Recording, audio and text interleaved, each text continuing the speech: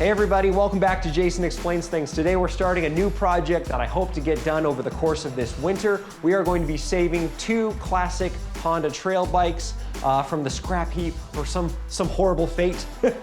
Yeah, these are the bikes and they're both yellow. So this is a 1969 Honda SL90, a one-year motorcycle, but still actually fairly easy to find parts for. And this is a 1967 Honda CT90. The CT90 is very similar to the classic Honda Super Cub that was made in the 60s and one of the most mass-produced vehicles of all time. So this one, much rougher shape, needs a whole lot more work than that one. So this one we'll save for later. So we're gonna be starting today on the SL90. So the SL90 here is probably the best deal on a new-to-me motorcycle I've gotten so far in my life. I actually paid $0 for it. Just traded some photography services with a friend of mine. The bike itself is in, as I said earlier, a pretty great shape. It does definitely need a lot of work. It does not run. We'll get into all of that. We're gonna get started on it today. The color is not original. Usually this bike would be red or blue with a white accent right here. It's yellow, so we're gonna be repainting it in a future video. The tires need to be, I mean, you could maybe run these tires. They do hold air, which, so, you know, that's saying something, but again, they're 50-year-old tires. They are the original tires, I believe, because they're the original brand and everything. So the brakes do not work right now. The front brake doesn't really work at all. The back brake works sort of. So we're gonna be replacing the brakes and brake shoes in a future video. Off camera, there are a couple things I've already done to the bike to kind of get the ball rolling a little bit. It has a brand new 6-volt battery. I have confirmed that all the electrical on the bike works great. Of course, 6-volt, pretty simple, right? But we have spark, brand new spark plug, and I have confirmed that there is spark. Also, the lights and the horn all work, so that's really cool. I've already checked the valve clearance here on the intake and the exhaust valves. I just posted actually a month ago a video on a Honda Z50 on how to do that, and the process is the same on this bike as that one. So if you want to know how to do that, check out that video. The goal for today's video is to hear this bike run for the first time, hopefully at least for a second or two. Hey!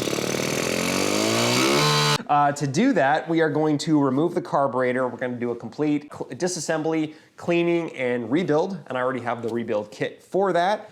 Then we're going to do a compression test. Hopefully the compression is somewhere between 150 to 170, which would be in spec for this 90cc engine. Anything above 100 and it will run, so fingers crossed about that. And then, yeah, we'll see where we get. So why don't we go ahead and get started tearing this bike apart.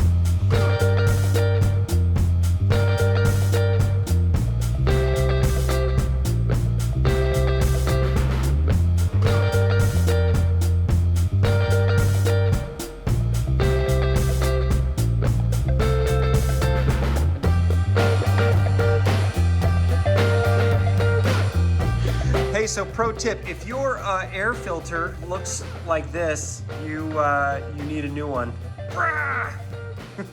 Let's go ahead and disassemble our original carburetor. Looks really, really clean, right? Oh, I was actually expecting worse. As you can see at the bottom of the float bowl there is some grime. The gas definitely smells not new. So let's go ahead and keep disassembling this guy.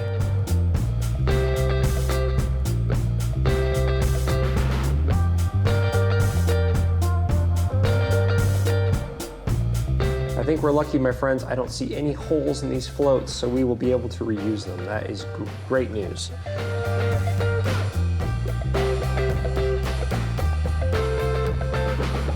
Okay, our carburetor is all now disassembled and ready to be cleaned. Here is the rebuild kit, and I just opened it up and I was all excited. I was kind of like, okay, what do I need to worry about? What do I need to not worry about? And it's for an S90, an L90, a CS90, and a CL90, but that is not an SL90. I think that some of the gaskets in here might work, but I was noticing that all of the jets and the floats and the needles and all that stuff is different. I ordered this from Europe. Oh well. Okay, hold on, time out everybody. Time for past Jason here to eat a little bit of humble pie. I triple checked and this was the correct rebuild kit. I did order the right thing. A couple parts threw me off. For instance, the float bowl gasket was not a direct fit. A couple other things I thought were different parts than they were supposed to be, but these jets and most of the parts in the rebuild kit actually work pretty well, and you could use an X-Acto knife and modify the other parts that I thought didn't work to actually work pretty well. But there is no real replacement for the original Honda parts, so if you can reuse things, it's a great idea to do that. In a future video, I will likely come back and reassemble this carburetor again using some of these parts, and I'm glad I saved them. All right, back to the video. But I think we're gonna be okay. First off, our original gaskets, they look fine. I mean, they're still rubbery, they're still flexible, and as I said a second ago, I think the gaskets actually in there might be the same as these, but the jets and everything are different. So, I got a little basket here. I got a new tool I just got. I'm excited to show it to you, so. Look at this wall there. I want it all in my own home. We're gonna be putting the large stuff in this here basket. We're gonna clean these things by hand because I don't wanna lose them. And follow me. All right, new tool time. I'm really excited about this. So this is an ultrasonic cleaner that I just picked up from Amazon. I'll link to it in the description below. You gotta check out some of the really sweet Chinese to English translations. We got admonition and all sorts of other sweet words. But anyway, yeah, so what these are used for is to, it uses science and some detergent mixed with water to thoroughly clean metal, you know, carburetors, jewelry, all sorts of stuff these are used to clean. But I've watched several YouTube channels, Classic Octane and Moosty, how do you say it? He's awesome. Both those guys are awesome. I love watching them fix up motorcycles and other things, and they both use these, so I'm pretty excited to join the cool ranks of dudes in a garage with ultrasonic cleaner. So anyway, what you do, you open up this here lid, we'll drop the basket in, set I have this preheated to 60 degrees or close to 60 degrees Celsius. We'll set the timer to 15 minutes, which is supposed to be long enough to clean a carburetor in 15 to 20 minutes. And this one is not that terrible, so I suspect that's gonna be enough. All right, well, let's get these in there, set the timer, and keep going. Oh, that's a terrible noise.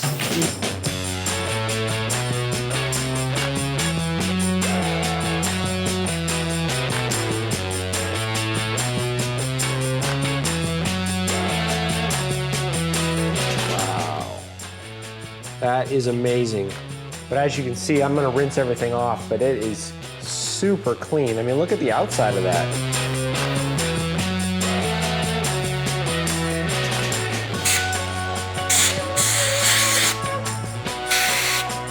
What? Looks pretty good if you ask me. What? Well, I'm gonna keep assembling this guy. Assembly is reverse of disassembly.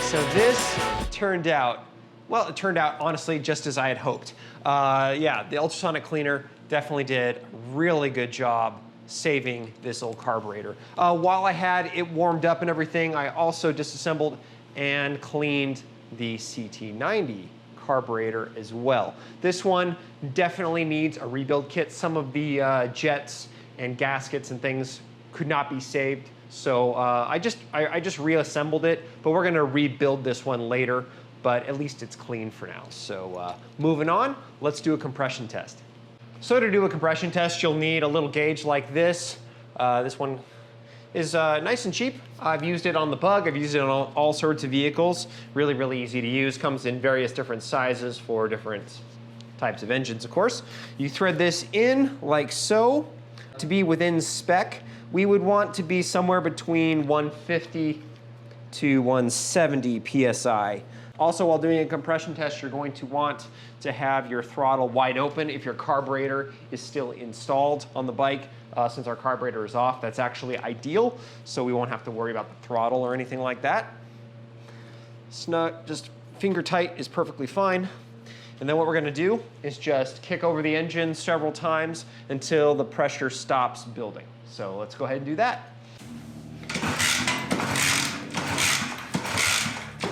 Still going up. Losing my balance because I'm old.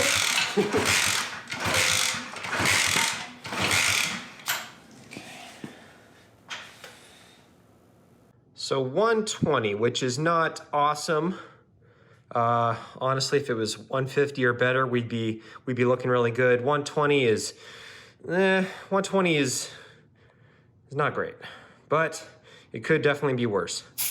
All right, so not the end of the world. One thing we can do is I'm gonna put a little bit of oil down into the cylinder there to see if this is more of an issue with the top end, or the piston rings essentially, or maybe the walls of the cylinder, or if it's something to do with the lower end, you know. Oh, it is definitely the piston rings, my friends.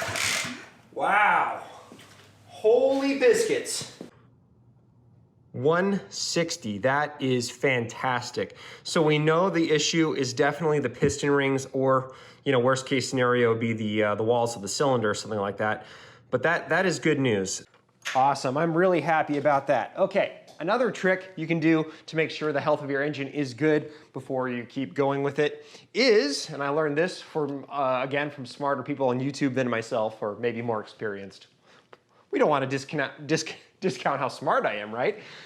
You can use a little bit of two-stroke premix. This is a 50-to-1 pre-bought, you know, so no ethanol, oil and gas mix. You take a little squirt bottle. You just spray a little bit of that into the cylinder. Put your spark plug back on and tighten everything up again.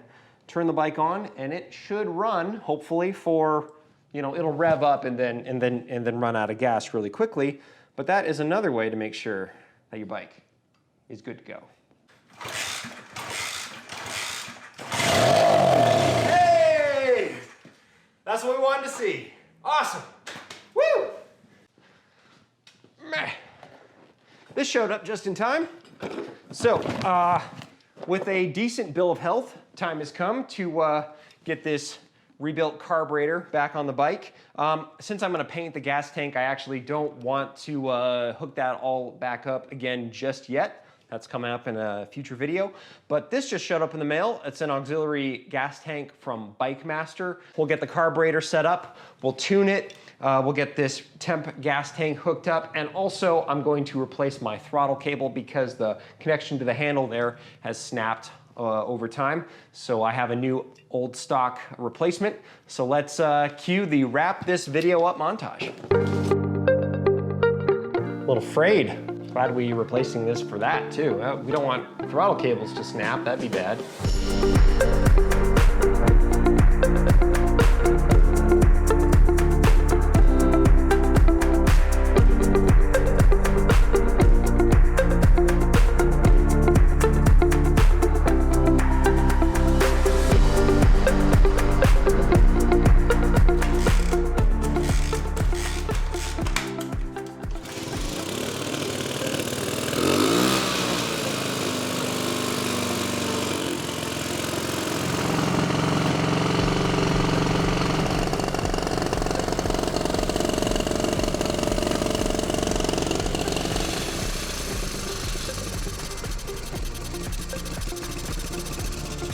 idle! It's idling! I ran out of gas. That's okay. I think in the interest of time, I'm gonna wrap this video up here. Please, if you enjoyed this, subscribe to Jason Explains Things and turn on notifications, which is that little bell icon, so you are actually notified by YouTube when a new video comes up, because the YouTube algorithm does not like me. I don't know why, it's probably my face. My stupid face.